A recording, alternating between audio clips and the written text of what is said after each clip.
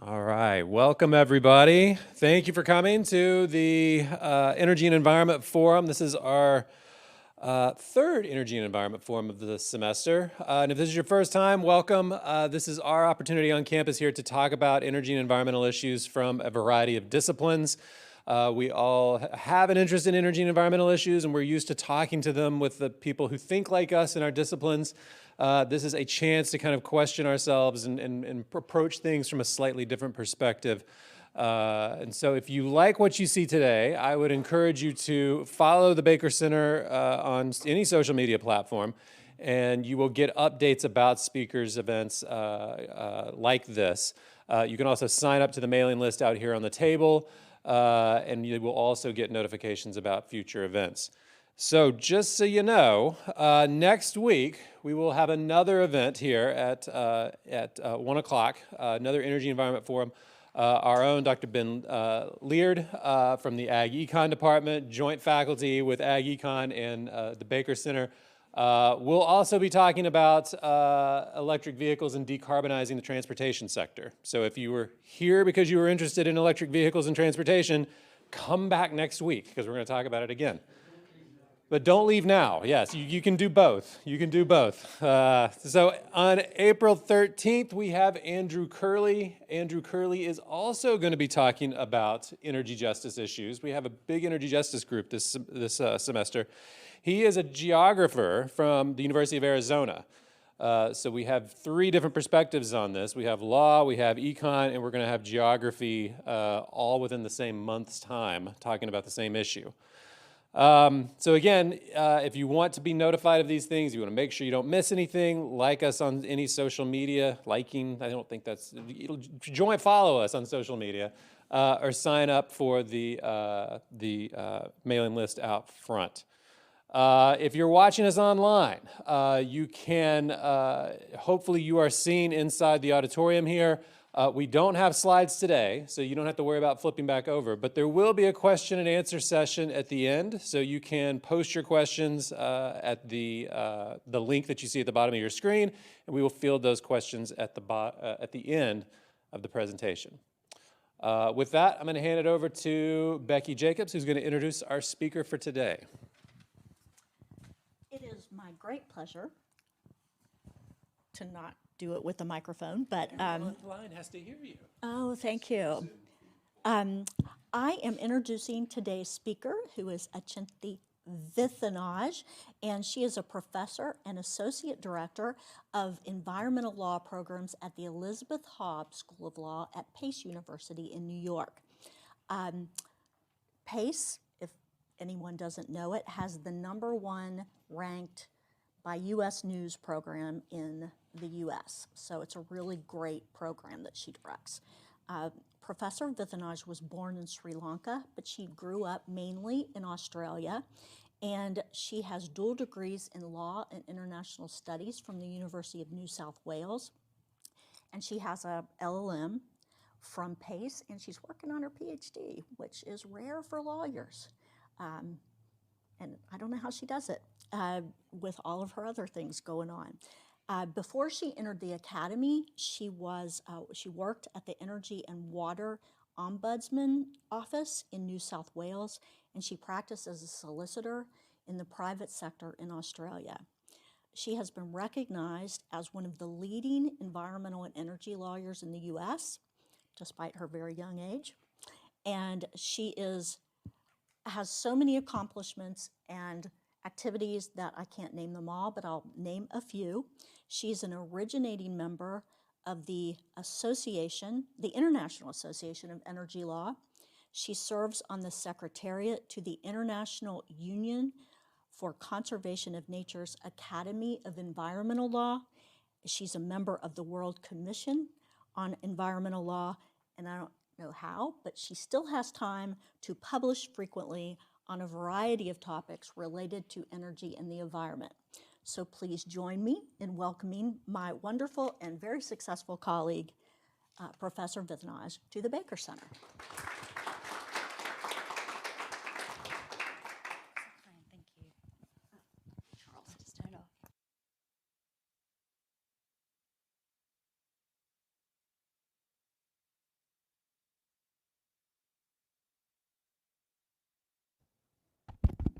Everyone hears me? Okay. Lovely. Well, good day, all.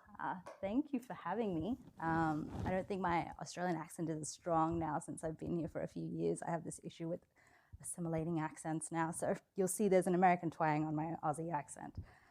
But thank you so much for this kind invitation and for that really warm introduction. I think you're very kind to, to say all that and really made me quite embarrassed.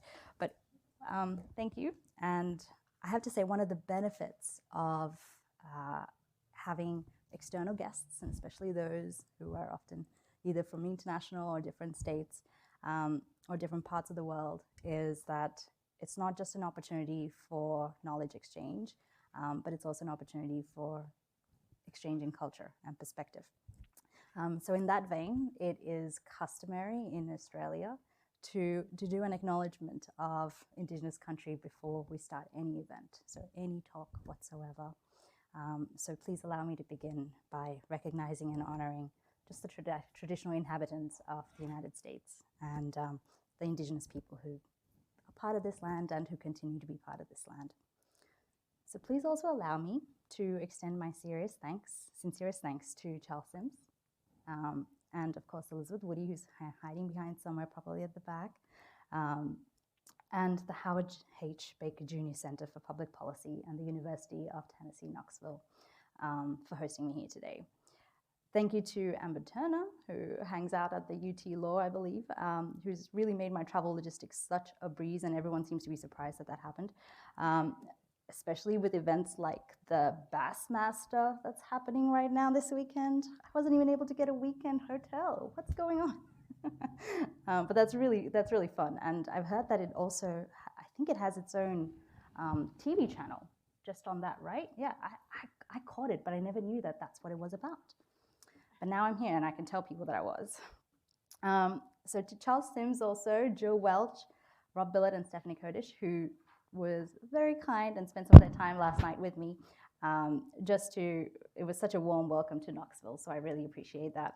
But of course, my sincerest appreciation goes to Becky Jacobs from UT Law, who has been a really kind source of encouragement and support from afar, and that means a lot for someone who came into academia from a different country, and so having my opportunity to start here, I really appreciate that I had that encouragement from Becky, and I really want to encourage that. And because of her, she's why I am here today as well. So thank you for this opportunity, Becky. So with all that said, let's begin. So as an academic of international environmental law, that is what I teach at PACE, I have a habit of always trying to think internationally before I come down to the national or the local level. So when it comes to the issue of energy and equity issues, I always like to begin with the foremost global strategy, and I'm sure some of you have heard of it. It's the one that paves the path to sustainable development, the 2030 Agenda for Sustainable Development. And now, I'm sure many of you have heard of this already, and I've heard that UT has also been very supportive of the Sustainable Development Goals. But perhaps you know it best as the SDGs. There are 17 SDGs, Sustainable Development Goals, and together they form this blueprint that all countries try to follow. And this applies to both developed and developing countries alike to pursue peace and prosperity, not only for this generation and beyond. Now, the goals are wide-ranging, right? Because the social, the environmental, and the economic issues that we face are wide-ranging as well. They recognize that in order for us to end poverty and the many inequities that shape our world, demand strategies that address health, that address education, just reducing inequalities that we have already, while spurring economic growth, right? Economic growth is still part of that. And protecting our environment on land, on water, and in the air. So there is not just one goal that does not have a bearing on all countries, whether it is the US, or if it is Australia, or if it's Sri Lanka, which is my motherland. After all countries have their share of inequalities, and impediments to peace and prosperity. So while these may manifest differently in places, they all demand attention and addressing. And indeed, the Sustainable Development Agenda is premised on not leaving anyone behind in these pursuits. So for today's talk, I want to draw your attention to some of those specific Sustainable Development Goals that really apply to the energy and equity space. So Sustainable Development Goal 7, ensuring access to affordable, reliable, sustainable, and modern energy for all. Goal 8 talks about promoting sustained, inclusive, and sustainable economic growth, and that it's full and productive employment and decent work for all. So there's always that encompassing element. It applies to all, it's inclusive. Goal 9 talks about building resilient infrastructure in that process. So promoting inclusivity in how you access that infrastructure, but also leading to sustainable industrialization and fostering innovation in that process. Goal 10, reducing inequality within and outside countries and among countries. Goal 11, making cities and human settlements inclusive, safe, resilient, and sustainable. Right? You can already see all these interconnections that come up when it's in the EV space. Goal 12 tells us we have to ensure that there's sustainable consumption and production in how we go about it. And goal 13, of course, is taking urgent action on climate change. You can certainly see how these goals correspond, they impact each other, they work off each other, and contribute to that global call to transition our transportation systems to ones that are powered by renewable energy. This stems from our recognition that transportation has a significant role in contributing to climate change, and irreversible climate change at that.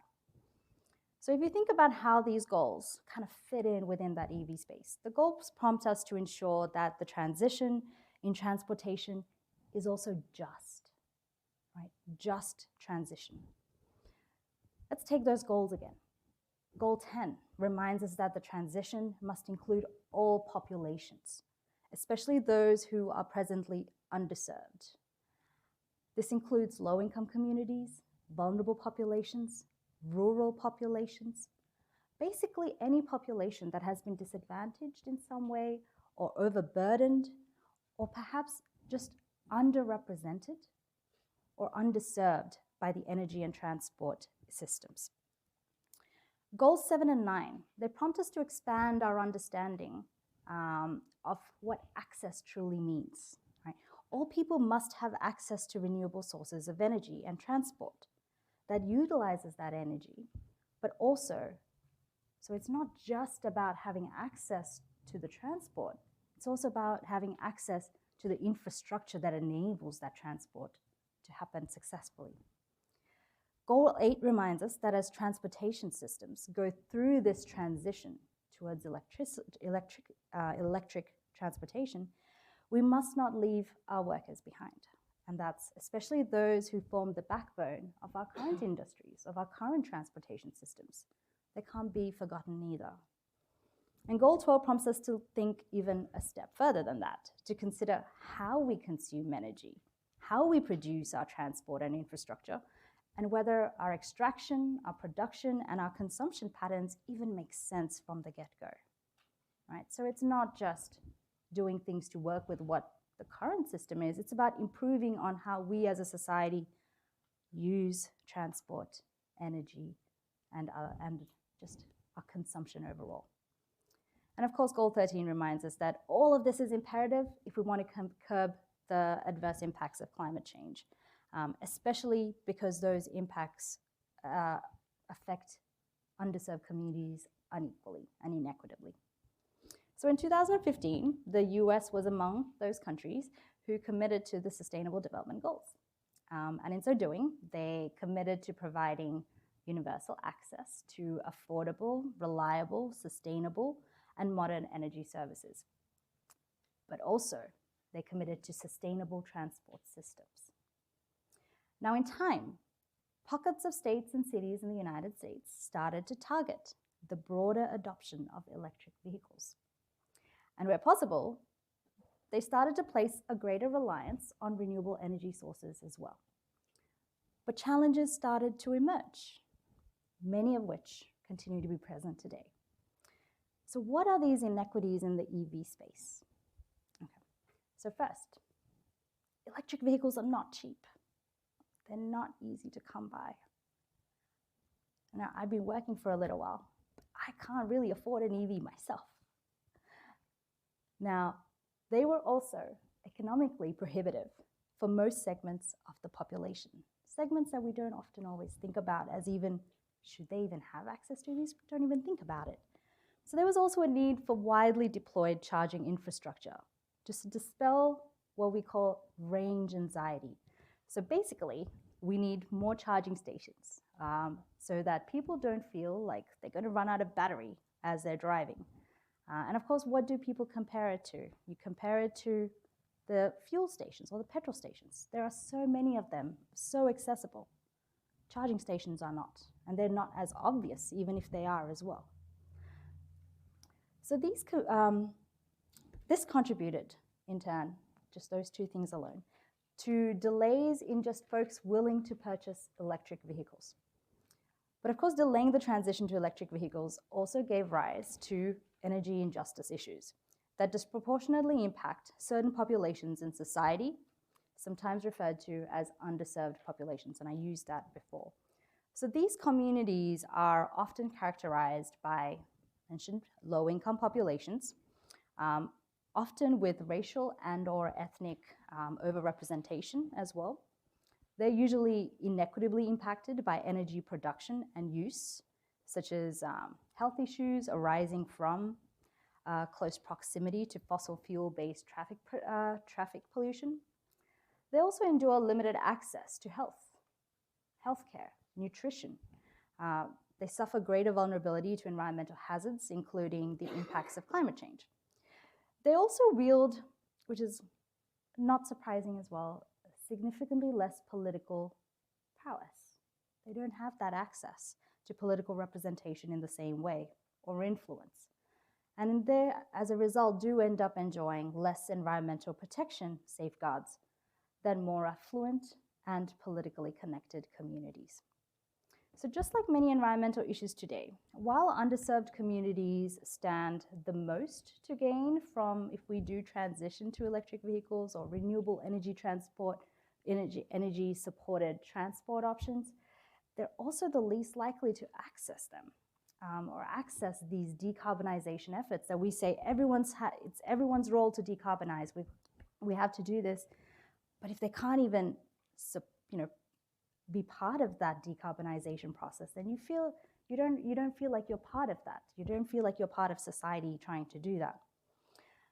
Now, a socially equitable transition to electric vehicles means underserved communities must also share in the opportunity to realize the full potential of those benefits that come from electric vehicles. It's not just saying, you can have access to it, it's having all the benefits that come with it. So for underserved communities to access the benefits of a transition to renewable energy-driven electric vehicles, we need to solve 5 equity challenges: climate injustice, high exposure to air pollutants that occurs with underserved communities, financial inequities, just the sheer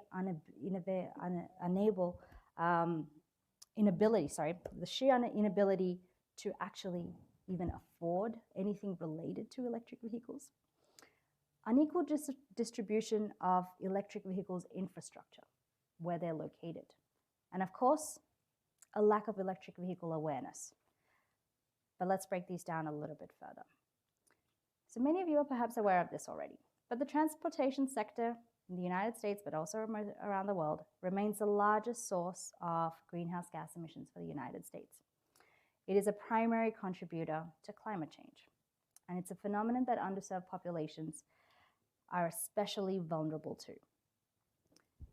Now, the distribution of high traffic roads, you'll see that they're mostly located near underserved communities.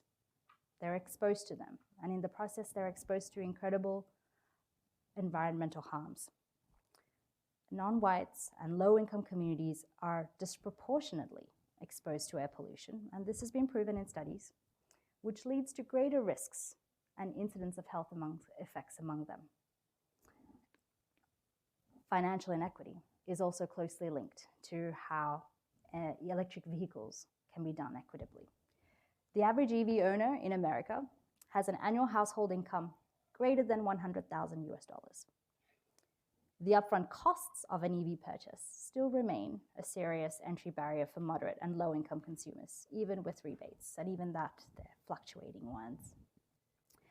Even regular car ownership remains prohibitive to many low-income citizens. So if only we had a viable second-hand EV market, maybe that might provide a little bit more access or alleviate some of those access issues, but alas, that's really not the case right now.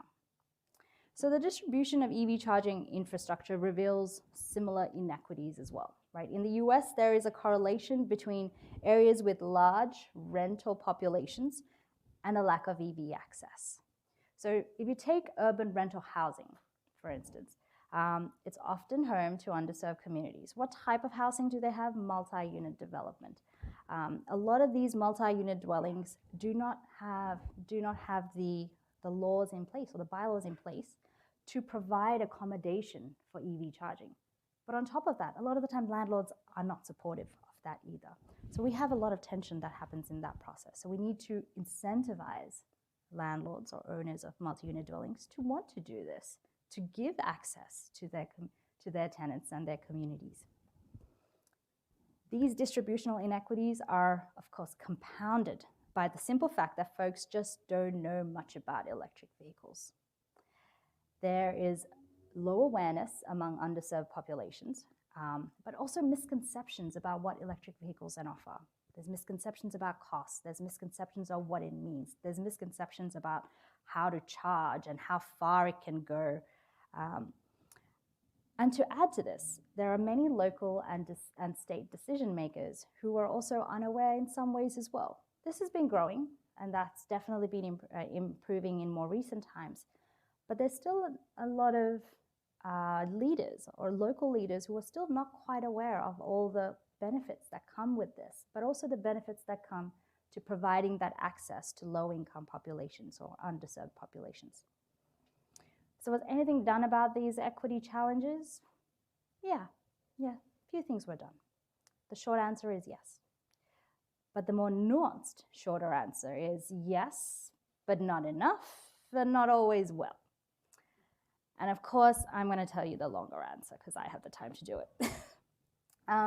So there are, when it comes to addressing inequity, a lot of tools that we can turn to help address inequities mindfully. Now, the Sustainable Development Goals, for me, are very useful as a holistic agenda because it reminds us that you have to be thinking about all these different pots, right? It's not just focusing on the underserved communities and looking at them. It's looking at, the issue overall, and there's so many elements from the start to the finish and going further on that you need to address. And the Sustainable Development Goals are really helpful to keep in mind because that expands your agenda. But so are concepts like energy justice and energy democracy. Now, these are concepts that are rooted in social movements that merged notions of social justice along with economic equity in the clean energy transition and advance the importance of distributive and procedural justice. And I don't know if you've heard about these terms before, but I'm sure if you're a law student, you might have come across it already. But distributive justice calls for the fair distribution of energy burdens and benefits across society. So it's focusing on both the benefits and the burdens, right? It's not one or the other, it's both taken together. It's making sure that it's distributed equitably. Procedural justice promotes fair and meaningful public participation, where affected populations have an actual say in the energy decisions that affect them. And there's power and there's choice in what happens to their use of energy, their engagement with energy, and that extends to electric vehicles, right? So these concepts offer parameters in which we can try to assess how this ongoing transition to renewable energy, to clean energy, and of course, clean energy-powered transportation systems.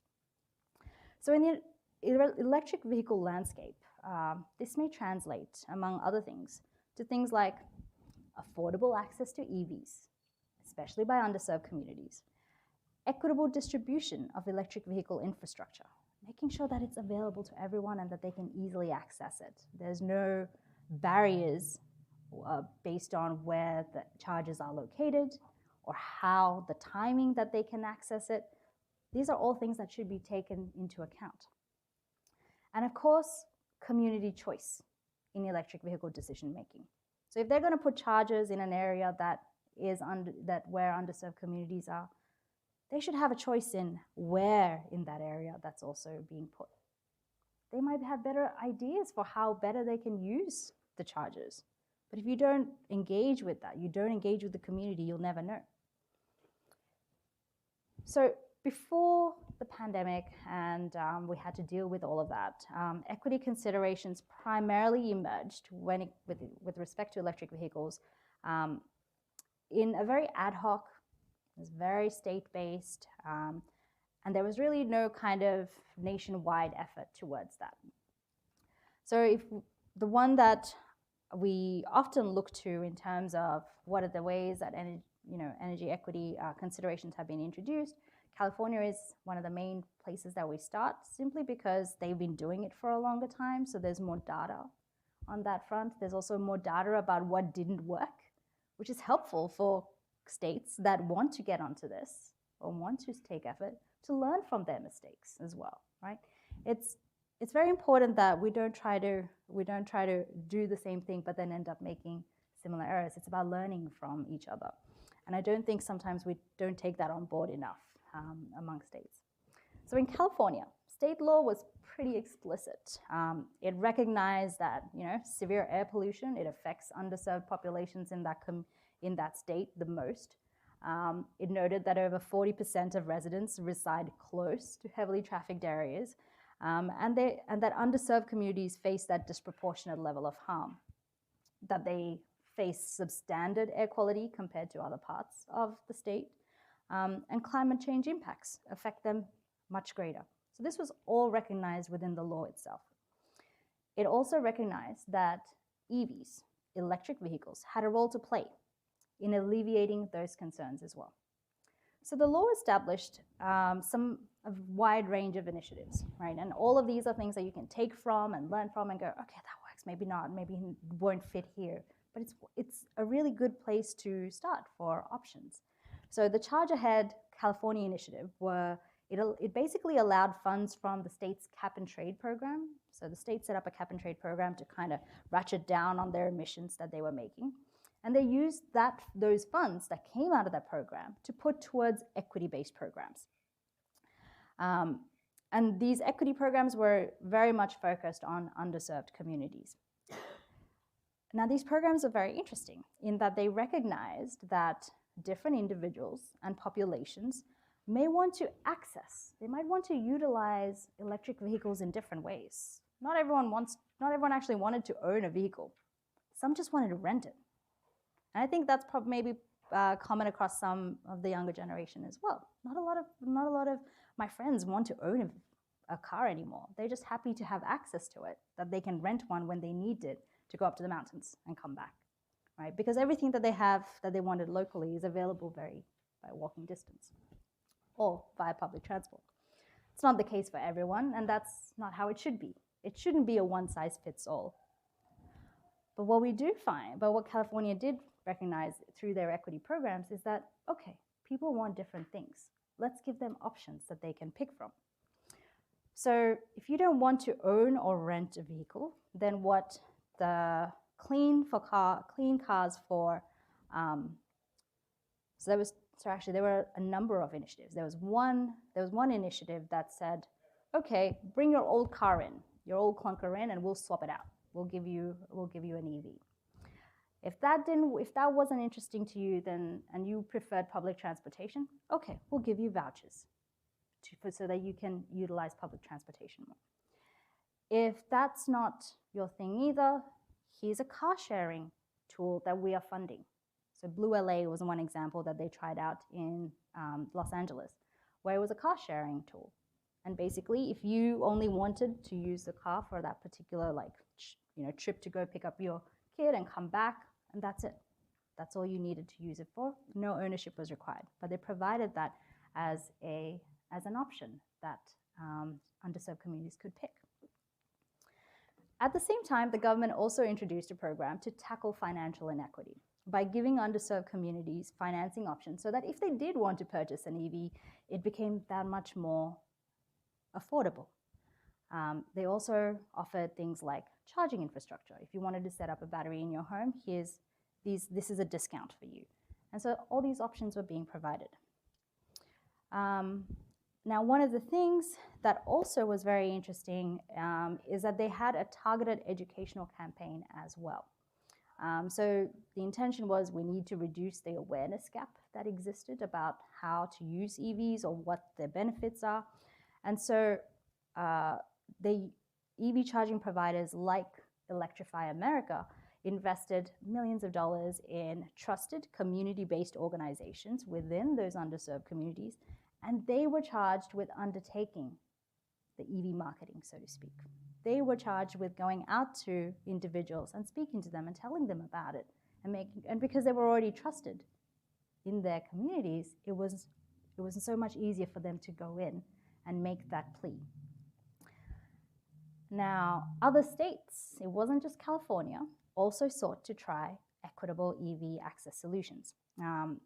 So Vermont, they introduced laws as well that provided financial incentives for low and moderate income residents in order for them to purchase or lease a new EV. They didn't want to purchase it.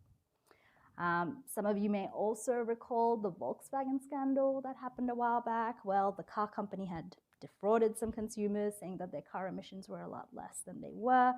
Well, one of the outcomes of that settlement was they created a mitigation fund that came out of that litigation. And the funds could be used towards electric vehicle related programs. Oregon used 15% of that fund to build electric vehicle charging infrastructure in rural and low-income communities. Texas, what do we have? Texas Utility, Austin Energy, leveraged government funding for an affordability program that offered unlimited access to charging ports with just $4 per month that they had to pay for subscription. And so it's unlimited access to the charging.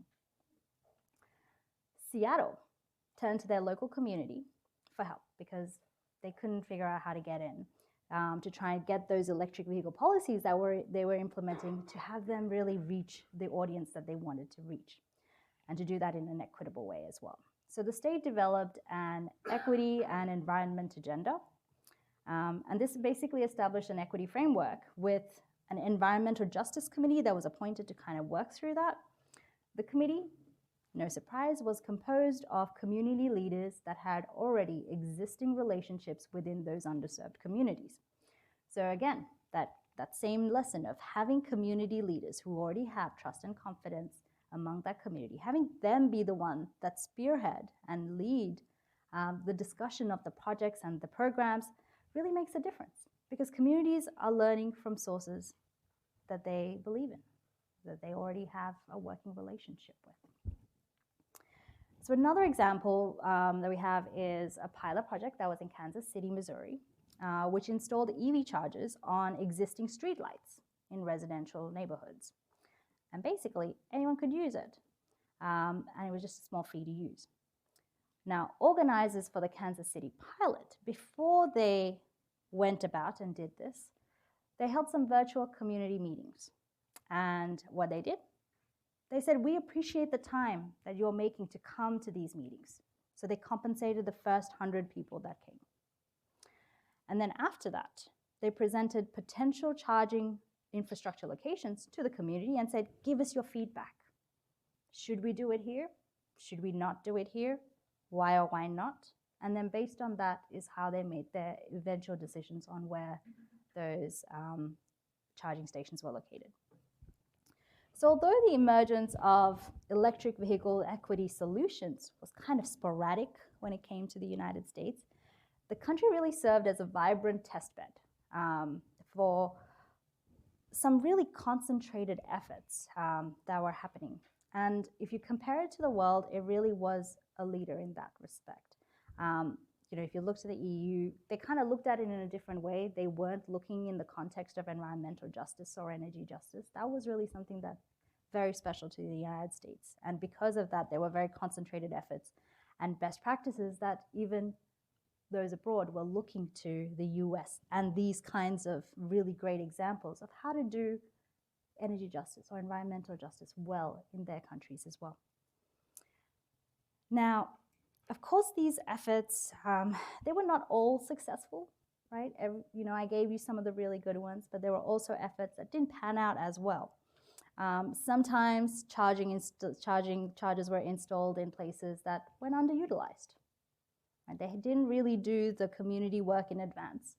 And, they placed them in places that communities don't often visit. Or where they did do it, communities had just not been interested in having chargers there. They actually wanted public transportation or more investment in that because they were already used to it. They already knew the routes. What would have been more useful is if they increased the frequency of the routes, maybe reduced the prices of the routes, and made those mass transit renewable energy sourced. And then they would have been supporting decarbonization through their own efforts. That worked for them. So producing a solution is not also an endpoint, right? It is only a start. Equity efforts, once you do come up with a solution, they need regular assessment.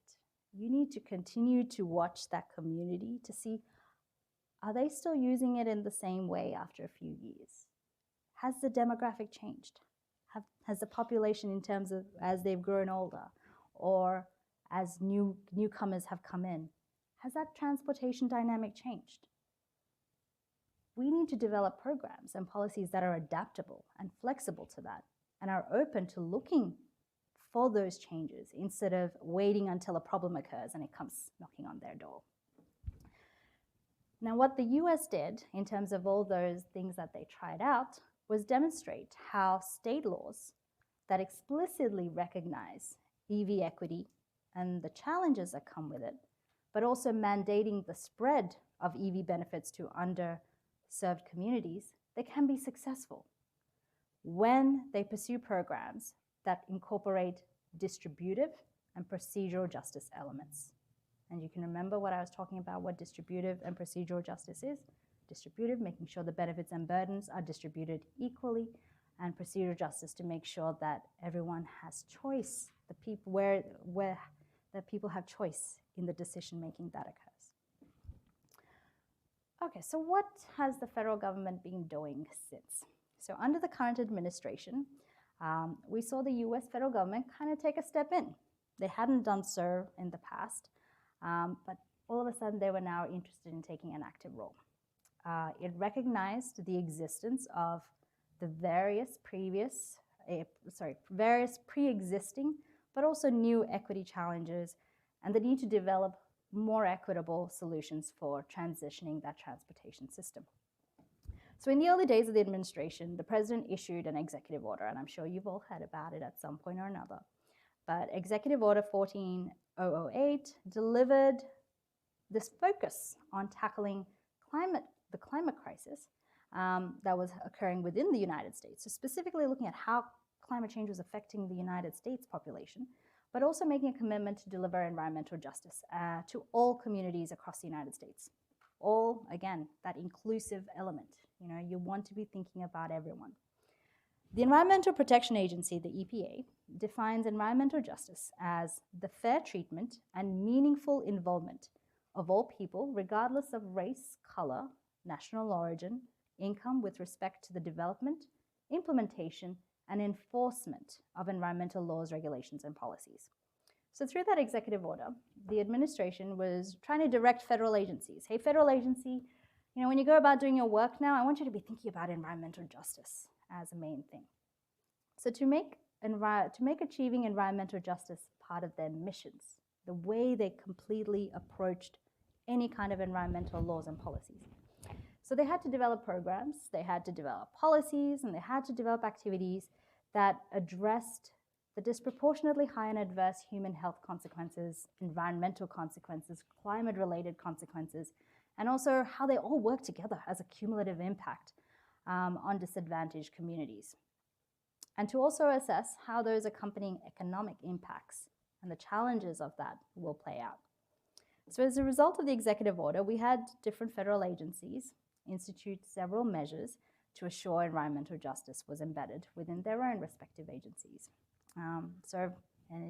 You'd think the Department of Energy, that's one perfect example of where you saw that occur. They started turning their minds to addressing these inequities in a much more concentrated way. And we saw within that the country's energy infrastructure and how that build out is working out, but also providing greater access to clean and affordable energy being a main kind of mantra of the agency come forth. The executive order also introduced what was called the Justice 40 initiative. So basically directing 40% of whatever overall benefits came out of federal investments, and those can be investments in climate change related efforts, clean energy, energy efficiency, clean transit, even things like affordable housing, training and workplace related development, and just even addressing things like legacy pollution. Pollution, like for a long time, for a significant amount of time that individuals have had to face, for instance, by being close to roads or highly trafficked roadways. And they tried to make those funds then flow towards the disadvantaged communities. And they said 40% of those funds have to go there. Of course, how these benefits reach these communities is vital. So just throwing money doesn't always fix an issue, does it? We've had plenty of situations where that's occurred. It's got to be very mindfully done. And that means using procedural justice, distributive justice elements, thinking about the SDGs, making you think holistically about how a community would want to, but also ask them, how do you want to, before you go about doing it.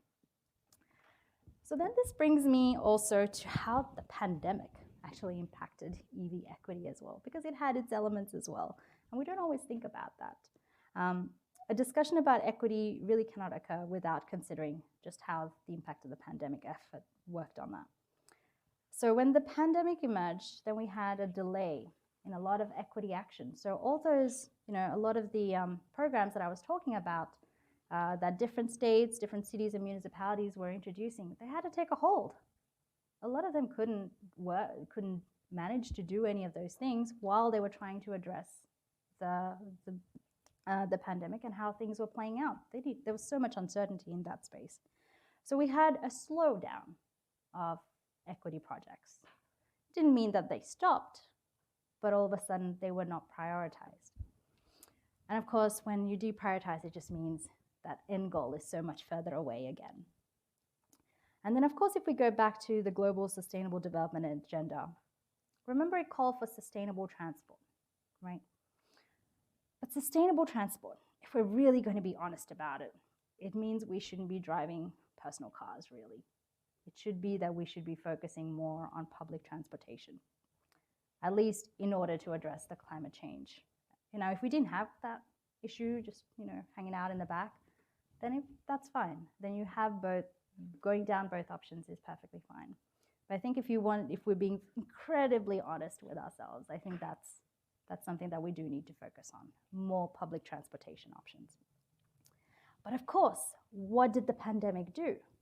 It forced us to rely on individual vehicles even more, right? People who actually use public transportation went out and bought vehicles, right? Because they were now in fear that they might get an illness. And that in turn, especially when it comes to underserved communities, remember who was working the most and out on the fields? They were the underserved communities. They were the ones working, delivering food or working in the, I can't even think of them right now, but you know what I mean. The nurses, the people who worked in the hospitals and so forth. So electrifying fleets has to be something that we must focus on, as well as while we go down the path of electric vehicles. It's hard to change people's mindsets. I think, and I'll say right now, Australia is also the same. We're a very big country that's very spread out. It's hard to change mindsets unless you make things so easily accessible for folks, right? And that's fine. We know what that reality is. But it doesn't mean that you don't stop providing those public transport options, because little by little, as you provide really good transport options, you do see a change in how individuals use that. And I've seen it. I've seen folks who never like public transportation do take it up at some point. But the pandemic made a bit of a, kind of slow down on that spot as well. And of course, when you put in money to it, actually, Charles, can you tell me how much time do I have? You have until 2:15. I would like. Great, thank you. So the pandemic did that. It made a little bit of a pause on how we go about transitioning to sustainable transport that is mass transit. There were a lot of states who were already thinking about this, but they could have had to put it on pause while this occurred. Still, when we look at other things such as COVID-19's impact in terms of the airborne nature of it, it encouraged the public mobility options. If you look at also consumer surveys at the time of Americans as well, it revealed that 75% of Americans were less likely to use public transport because of pandemic health concerns. And of course, public transit agencies, you would have noticed, had needed some kind of bailouts in some situations. They needed help from the governments because no one was using them anymore. Now, even using public transport and running it is a costly endeavor. Transitioning it to renewable energy is a costly endeavor. But then you have to do it when there's not many people using it, made it even more difficult. So we did see that slow down. In the US, lower income and minority populations are the frequent users of this kind of public transportation.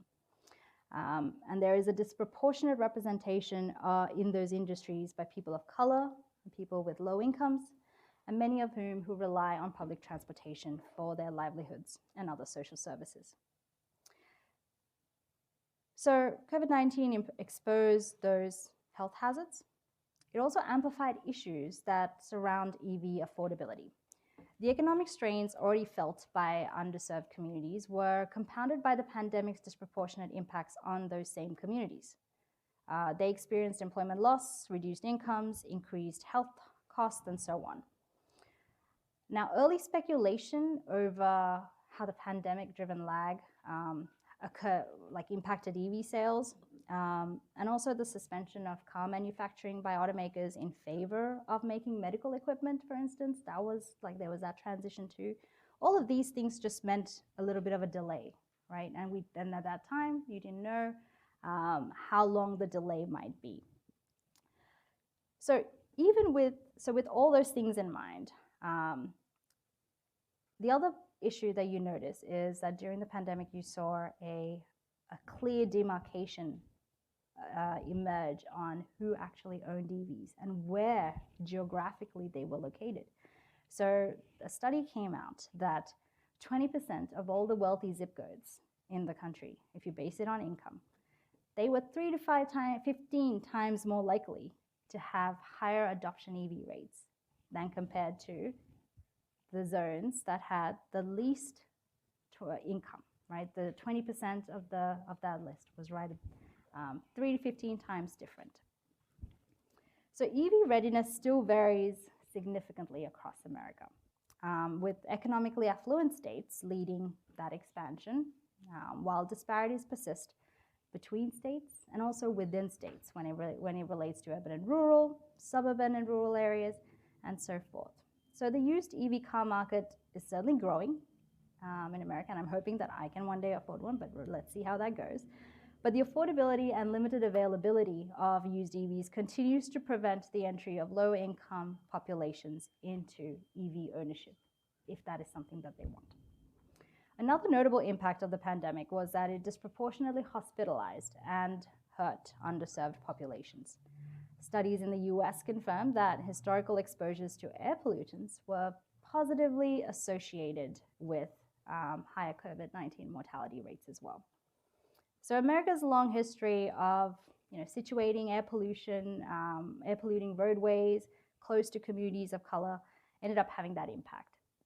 And of course, since air pollution is a known cardiovascular and respiratory disease as well, it just ended up exacerbating existing ones that already existed. And so when all of these compound together, that's something that really ends up being a much higher risk for underserved populations. And this applies also if you look at developing countries. We're definitely seeing more individuals who are now being hospitalized that they're much less like they might not have passed away had they not had all these additional things that added to it. Air pollution, very high in developing countries. COVID-19, again, affected your lungs. And then, of course, all these other they all have their individual kind of susceptibilities in terms of whatever, ethnicity that they might have to particular types of diseases. Like cardiovascular is very common or cholesterol. These kinds of things are very common in particular countries. So we'll learn to see probably as more data comes out, how those correlations continue to fold out. But at least as a starting point, we see that any kind of uncertainty can impact how we transition. So whatever we're planning now, it could be changed at any given moment, right? One of the things that's important is that you maintain a level of flexibility in your mindset. That we put it, you don't put all your eggs in one basket. You spread your options, but you also at the same time try to work towards the one that seems the best. And that's really the main point. So in terms of what is the current landscape of inequities, right? So I went through, the government started work on it, that we had the pandemic. So what is the current landscape that we're at? It's slightly different because now we have, even more of an investment by the federal government in these efforts. So energy, transportation policy, that firmly placed underserved communities on the agenda. So this is on the right track. EVs are becoming more attainable slowly based on different credit options that are provided, but also based on tax incentives that are provided by the government as well. And of course, I've noticed that there definitely are more EVs on the road than I ever saw before. So it is playing out. Is it playing out in the right areas? That's much more questionable, right? But again, thanks to the government incentives, but also to things like battery innovation, and spurred on by the Inflation Reduction Act, all helped. And of course, you can't take away the fact that car manufacturers, the industry, started to get on board themselves. Most of them have come out with their own plans and their own goals of when they will provide, or they'll have an electric fleet, or when they will start providing. And they're all coming out with lots of new and interesting cars. The government support in conjunction with car manufacturing support has really led to also the battery belt, which you might have heard about. It goes through Michigan and it comes down to Tennessee and goes through to Georgia. So we're seeing a lot of battery production being funneled here within the United States as well. That reminds us that, yes, SDG 8 is important. We need to include the workforce, making sure that whoever is currently in the workforce transition, that they have to change from one type of manufacturing to the EV, that they're retrained, that they're given that opportunity. And because you won't have the exact same transition, that's just how it is. It's happened in the past, it's nothing new in the future, and it will continue to happen that way. But it's about providing a sense of solidarity, that you're with everyone and that you're providing the training and the education, the time. You're investing that time willingly. I think that's really part of this whole process of making sure that you're including everyone. Now, there's all these other things, and I want to leave some time for questions. So I'm going to say that, a long story short, folks are significantly more aware of inequity issues in electrifying transportation than ever before. There's concentrated government efforts that were not there before, and they're happening at all levels, both federal and state and municipal. But of course, as with all the new ventures and the policy trials, there are uncertainties and risks that we've got to deal with. And perhaps one of the most important additions to addressing inequities in this area is the DOE, so the Department of Energy's introduction of the concept of energy justice. I mentioned earlier as a very useful tool. This represents the goal of achieving equity in both the social and the economic participation of individuals in the energy system, while also remediating social, economic, and health burdens on those historically harmed by the energy system. The DOE went on to, create a new office that was focused on Office of Energy Justice, Policy and Analysis, and it's really focused on creating policy and a framework to permanently reduce energy burden and increase access to low-cost clean energy capital. These kinds of governmental efforts have a potential for trickle down. Right? When you see the federal government do something and it works out, people are more likely to try it out for themselves. But it's also up to utilities, it's up to the private sector, it's up to local governments and advocacy groups, and of course to you and I. To the extent that we can influence or make some impact on the decision-making space, it's up to us to ensure that activities are undertaken with equity considerations at their core.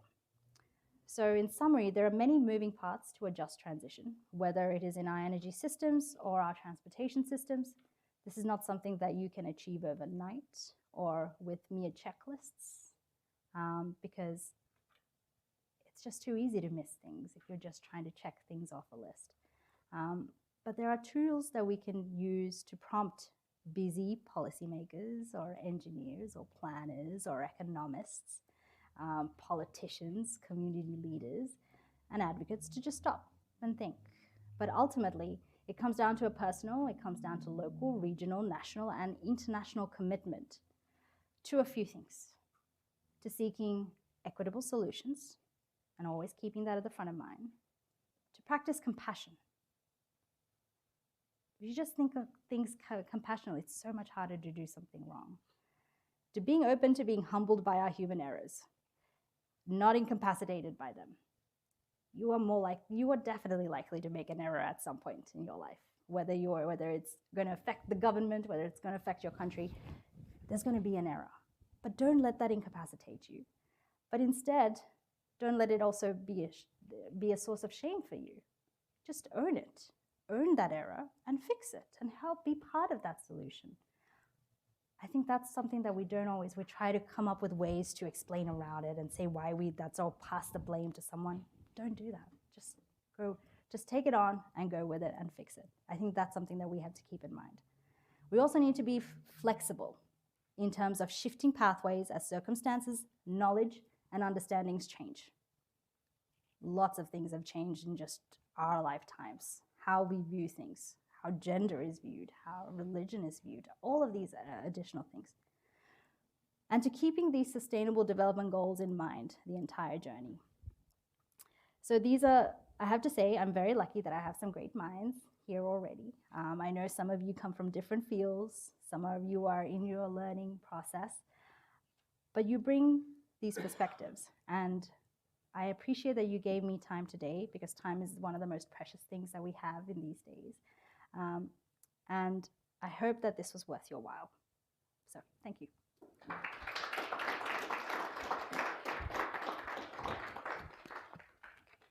Great, so we have time for some questions. We'll start here. So just because you were talking about it a little bit earlier, I was kind of thinking, do you know, talking about underrepresented communities and rural areas, if they've had partnerships succeed with tribal nations, or how their receptiveness to the EVs have been? Okay. So with tribal nations, one of the issues that's often the case, especially when it comes to things like charging infrastructure, is we don't have a really good traditional property-based system that can enable that. And so, for instance, in my university, we have a land use law center. And one of the things that they focus on is zoning and fixing zoning laws, but also looking at traditional property-based systems and how that impacts Indigenous communities. So they're working with the Navajo Nation at the moment on doing a map of, all the areas and at the moment, and trying to identify, I guess, even not just where they could do it, but also how that they need to change the laws in order to enable things like charging infrastructure, solar communities, solar installations. All of that comes under the same thing. I think it comes to a point where even Indigenous communities can work with a company, but then they can't tell them how to set it up, they have, it's a really, and I'm not very familiar with that process, but if you're interested in that, I can certainly put you in touch with, because I know the attorney at the Navajo Nation that works on that project, so I'm happy to introduce you to her if that's of interest to you. But she can better speak to that point than I can. You mentioned at the beginning that you usually take a global perspective on things, then have to narrow down to the national. Is it right for the U.S. to couple environmental justice with the agenda to push EVs for climate change and environmental justice issues when, like, mining of cobalt and precious metals is a cause of some of the very large and humanitarian injustices in the countries that we source the materials from? I'm very glad you pointed that out. So one of the things that is with the SDGs, it talks about responsible consumption, right? So I think one of the things is that as we go about trying to do the transition, we also have to completely reduce the way we consume in the process. And hopefully in that process, we also lead to less reliance or the need to mine minerals in the same way. And while we're also putting investment into how batteries are reused and recycled, and that there's a closed loop process, there's going to be less need for mining. And I think that is the overall hope, right? Whether that will happen soon enough, that's another question. Human rights issues that occur when it comes to mining is intense. I'm looking personally at the UN Convention on the Law of the Sea, because right now there's a lot of deep seabed mining. And what is the main reason that they say? They say it's because we need to fuel our green transition to renewable sources or to EVs. We need these minerals, and we have to mine the deep sea in order to get them, without even thinking about all the, all the possible issues that can come from that, and also the things that we might foreclose from. There might be so many other useful things that we might learn from scientific research from that space. So I think, in part, so your response, in my response to that, I would urge, one, that we focus on changing our consumption habits, and that I think the government needs to spend some time on really teaching us in a way on how communities can work with, whether it's in their lifestyles or things, small changes that can be made that can have a much bigger impact overall. So then that's reducing consumption. And then the second part is, if you're going to be mining, then do it responsibly. And there is one organization which I recommend, IRMA, the Institute for Responsible Mining Assurance, and they have a set of standards that only a couple of EV auto companies have signed up to it. Let me see who they are. I think Ford is one, and I can't remember what the other one is. But if we can get more companies on board, they have to meet these standards that they've set that are quite high in terms of how they go about doing mining. So I think sustainable mining has to be another aspect of it. Okay. And if you're interested, I can always give you the information about IRMA as well. So you talked about earlier how providing different options for electric vehicle access is important for people who don't necessarily want to purchase an electric vehicle, like renting and public transport. Can you speak to like how rideshare programs like Uber and Lyft, and just kind of like that general concept, do you think that could also be a potential solution for like more rural or suburban communities that really rely on personal vehicles? So I know Uber and Lyft are doing a transformation of their fleets to adopt more EVs. On top of that, now in terms of how, I'm not even sure of how rural communities, do they even use Uber and Lyft at the moment? Is it something that goes out? Because if I think about New York, and so I live in a community in Westchester, which has lots of options for Uber and Lyft. But if you go up like 30 minutes up north and you're coming into like Bear Mountain territory or the Hudson Valley, yeah, you do not get Ubers and Lyfts coming up that way very often. How do you incentivize that? Part of it is government supporting that kind of network to be set up. I think the other part of one of the other things is that it might be useful to look to Europe and how they've done it. And part of that is turning away from even cars and introducing bikes and electric bikes and things like that in smaller communities. And then there's still a need for, I think, rural communities. We can't take away the fact that you do need maybe a pickup truck to do certain things that you need to do in your lifestyle. And that's fine. We're not saying that you should take that away, but it means just changing a mindset about when you need to do it. Like if you can go down the road, why not just walk down the road rather than taking the car across? And I've had this conversation with someone where we drove to and this is in New York, so that's sad, but we drove to a shopping center, and it was like a shopping center about this, this length, right? And you had one store, which is a CVS, and there was the restaurant that we were going to go to afterwards. My colleague wanted to go to the CVS.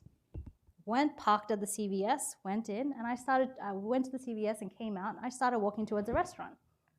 He was going to the car, to drive the car to the other side to park next to the restaurant.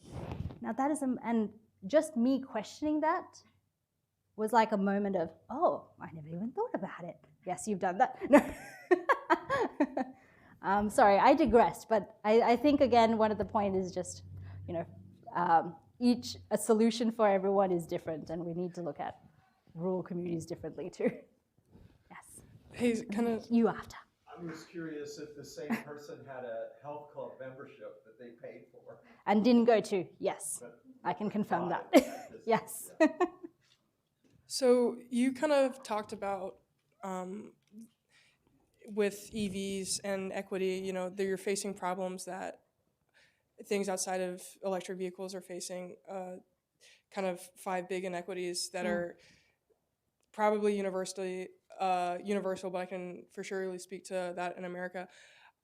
For me, when I'm talking to academics and stuff about the transition into electric vehicles, it seems like there's a lot of trouble in this turnover, and it almost, to me, seems like, why are we not investing in public transport? And you had mentioned that, they're doing these surveys around COVID time, and of course, like, public transport is not, and no one is, I don't think anyone wants to have a slower, later ride to work, but as a young person, I'm like, well, if you invested money into it, if it was a well-maintenance system, are people in the other parts of the country or other parts of the world that are using and relying on it so regularly that have a lower GDP than us, like, are they having these kind of issues or these kind of complaints? So from your point of view, like, what is the deficit? What is the kind of lap between non-developed countries with better public transit, and then you have the United States, which is very reliant on individual vehicles and people individually paying for maintenance of their cars? It's culture. It's really culture.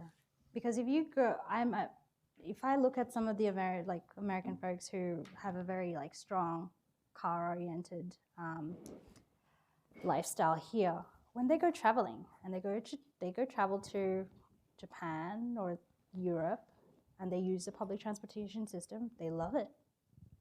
They would be happy to continue to use that. They don't make any complaints about it. But it's so easy to come back and then fall back into your lifestyle because it's convenient, it's comfortable, it's what you're used to.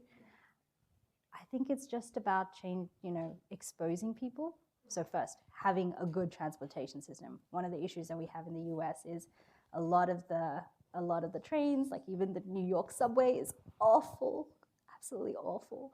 So, making it someplace you want to go to. There are some train stations like in Europe where they introduce musical. Yes, there's musician, but we have that in the US too. But you have things where they tried out between the escalators and the stairs. They made the stairs play musical notes as you went up or light up. There was a 30% change in how people in the use between stairs and escalators. So there was a health change in that process. We can do that. There's enough psychology about and studies done about how people change based on consumer behavior. We have the data, and because there's a lot of data being collected by a lot of different companies. we can certainly do it. I, I, I think it's just a matter of sharing those, when you come back, talk highly about those things and push on them. Ask your, anyway, I don't know. I think that's my thing. I don't think it's something that we can't achieve. It's just changing culture. And we've changed culture so easily before. Thank you, Achinthi. I wanted to Yes. ask whether you expect recent progress and emphasis on energy justice at the federal level to endure.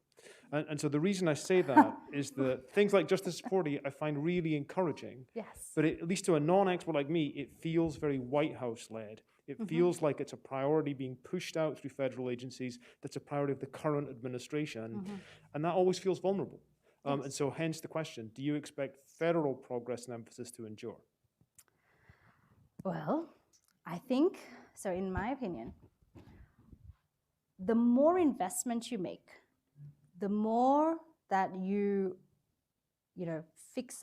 change a culture of an agency so that everyone there from top to the bottom are following that mandate, it makes it a lot harder to change it back. I think that was one of the issues between the first transition that we had, where there was a push, but then that push came way too late. A lot of it happened in the lame duck period kind of thing. And so things could get rolled back so easily because there was not enough investment. But if you have, let's say, corporate, so we're seeing a lot more corporate sustainability elements coming through, you do see, and I'm saying this because I know individuals who are in the corporate space who are trying to do things the right way because they come from environmental law backgrounds and they have an environmental justice mindset, that they're trying to really get corporations also on board. Because then I don't think the government ever wants to really go against business, right? So if there is enough investment and we do it earlier on and we get enough change happen within the agency, I think it'll be that much harder to change it back. So it'll depend on how hard they work in the next couple of years. Yes. How do you see the use of the development of carbon neutral fuels in the current future landscape, especially in terms of how you talk a lot about the energy transition and how it can be a big burden economically and also infrastructure-wise for underserved communities, because there may be individuals who already have internal combustion vehicles that it would be easier to not have to go out and try to find funds or the infrastructure to support the adoption of an EV, but more or less use more sustainable fuel technologies that work with the existing infrastructure. So I'm not opposed to it. Like I said earlier, this is something where you don't want to put all your eggs in one basket. Like even with electrified transportation, there's one thing that we don't always think about is, what if there's a massive natural disaster and your electricity system is wiped out? You have no way of traveling? We don't want that either, right? You do want a concentrated transition, but you want to have those other options there as well. So I'm not someone that is very extreme in my views. I always try to maintain a balanced perspective. And I think you've got to think of all those options and keep them all in mind. Just bear in mind if there's any concern, any other alternating concerns that come with using carbon neutral fuels or whatever they are, you've got to be thinking about those things as well. That we don't just push an idea without thinking of any other. And I'm not very familiar with the biofuels, or if that's what you're talking about as an example. It's one of them. That and also like synthetic fuels. Synthetic fuels, yeah. So we don't know a lot of the things that might happen with synthetic fuels because that hasn't been tested. So for me, I always kind of think about precautionary principle, try to apply that first, make sure that it's a safe product, and then have it as a side thing. If, for instance, something like a natural disaster happened and your electricity system's wiped out, you have something that you can use as well. Yeah. So you just talked about potential for the energy infrastructure to be wiped out, and that could affect, your ability to use EV or any electric vehicle, kind of like that. So an example that I think of right now is in California, which we've talked has done so good in their transition to EV. they have issues with their energy production. You know, within the last year, you see energy officials, the government officials, whoever saying, we're having an issue with energy production. We're going to, you know, section off what energy you're allowed to use, and you might not be able to charge your vehicle during this time. Do we in the US right now have the energy infrastructure to successfully transition to EV? Or is that going to be something that we have to do alongside the EV transition? So alongside, we don't have the infrastructure. Yeah. That's obvious. It's a tandem road. And I guess that's why the federal government has really put a lot of effort into building out the infrastructure, not just for EVs, but just our national grid, right? Building out the national grid infrastructure is important and making it much more robust. So how much larger do you think the energy infrastructure needs to be to successfully support a full transition to EV? I'm not sure I have the answer to that. But you might.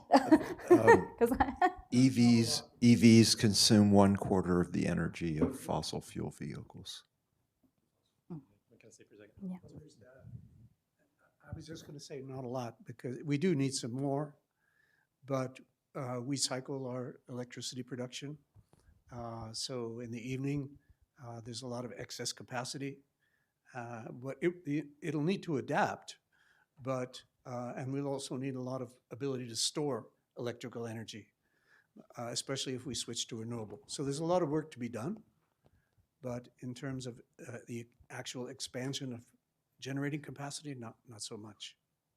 And electric 10, vehicles, when they're 20%. being developed now, are being developed in a way so that they can serve as storage capacities as well. So we're seeing a lot of innovation, and if we can continue to promote that innovation and not hinder it in any way, I think we might have other options that come along. Yes. I follow Tony Seba, predictionist at Stanford, and I read his book about the disruption in technology to move to EVs. And he talks an awful lot about autonomous EV shared ride. And I wondered if you had thought about that, or if you had comments relating to the energy justice in that. Autonomous shared drive. I haven't really thought so much about, well, access would be very difficult, but it wouldn't be beyond it. The concern would be if they tried to use underserved communities as a guinea pig for testing autonomous driving, because there's been issues with autonomous drives and not following, right? As in the technology isn't there yet, right? It's not safe enough yet. Yeah, so I think that would be an example of where that would be a concern for me if they decide, oh, we're going to test it out and we're going to put it in an underserved community. About access, I really can't tell. It's so new at this point. I'm not sure what type of issues might arise. I can see where it could be useful. Let's say if an underserved community don't even know how to drive because they don't have access. That's a perfect way. But why not just do public transit? Yeah. It was to get from your place to the transportation. Oh, the transportation hub. I see. Okay. Yeah. I mean, that I can't see, but I don't see it's something that's happening very soon. I think maybe somebody next week might talk a little bit about something like that. Cool. So come back next week. I you want to will make speak sure next that we get the people online. So there were 2 points online too. great. One was pointing out that electric vehicle sales went up significantly during the pandemic. And so they had cited a couple of citations, just so everyone in the room is kind of aware that they had jumped quite a bit during the pandemic. The other question that a couple of people brought up was with equity assessment. And so I don't know of anyone who says that they're against equity, right? And it's just a question of what is the metric that we're shooting for, and can we assess that we're doing it well? So can you speak? I know we've had some speakers who've come in the past and they've talked about maps, and we're looking to see where we have disadvantaged communities, and we're looking to see if funds land in those disadvantaged communities. Are there other ways that we are assessing equity beyond that, and is that even the right way to go about it? So you might be thinking about like the equity justice tool or the EJ screen that was used by the EPA. That is a very useful tool in terms of, certainly for identifying. One of the things that, for instance, in California, again, the state that had the most investment in in equity programs. What they also found was that even though they created all these ways for money to go towards underserved communities, it ended up falling into only certain pockets. It wasn't really being distributed equally. So I think having that, the fact that they recognize that and now are looking into why that's occurring will provide some practices for us on how we should go about it in other states. I always say it has to be a locally grounded issue. So if it didn't work out or if something, it's probably because there was a disconnect at the local level. So when I say meaningful engagement, it has to be really meaningful. You want to be there, you want to be spending time, and you want to be spending time with the community for a long time, over a period. Because we had an issue, I can give you an example of an Indian one because I was speaking to a developer, an Indian developer, and he spoke about how he could not, when he goes to a village to provide them with a microgrid, for instance, and he hears from them what their issues are. The committee meeting that came together were all men, or mostly men. All the females hadn't come. So he had to have a separate meeting, and he had one of his colleagues who was a female go do that. Then on top of that, he stayed the night. So when he was there during the day, didn't feel some of the difficulties. But when he was there through the night, all of a sudden all these other issues popped up that they would never have recognized had they not been there through that whole day. And sometimes it's also whether being there during a disaster, a natural disaster, or a drought, or things like that. Being able to be with a community and knowing them holistically, having one person who's there regularly. We have so much turnover, whether it's a government or companies. I think we need individuals to be committed to the projects that they're doing. I think that will solve some of those issues. The EJ Justice tool that is the EPA, it's a tool, it's a mapping tool, it's a really great tool. It's on Yeah. the website. I've used it. I think it's really good. Yeah. And they've created EJ 2.0 now, the screen 2.0. So they've added extra, layers to it. Exactly. So I think I'm going to call it and give our speaker a break. That was a marathon session for an hour and a half. I really appreciate it. It's okay. But join me in thanking her one more time. Thank you for having me. And feel free to reach out. My details are all online. If you can remember how to spell my name, you'll be fine. You're welcome. Thank you. Thank you very much. I'm David Green. I'm a senior fellow here. Oh, lovely. Lovely to meet you. I work in transportation.